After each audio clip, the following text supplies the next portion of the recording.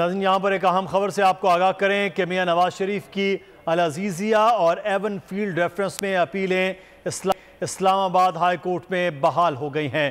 نواز شریف کے العزیزیہ اور even field references میں سزا کے خلاف جو اپیلیں دائر کی گئی تھی اس پر فیصلہ سنا دیا گیا ہے اور دونوں اپیلوں کو بحال کر دیا گیا ہے۔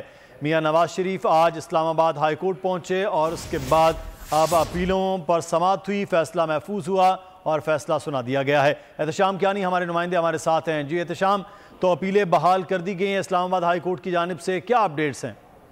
جی بالکل، اسلام آباد ہائی کورٹ میں سابق وزیر اعظم نواز شریف کی اپیلیں بحال کرنے کی درخواستیں دائر کی گئی تھی، جن پر اب عدالت نے فیصلہ سنایا ہے اور نواز شریف کی دونوں ریفرنسز میں اپیلیں بحال کر دی ہیں۔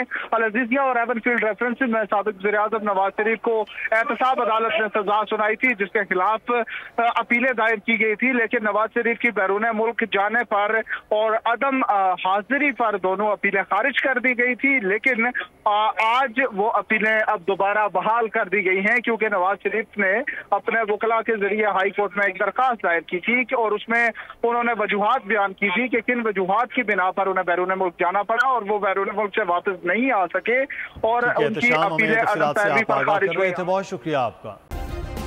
سبسکرائب کریں اور بیل دبائیں تاکہ کوئی خبر رہ نہ جائے۔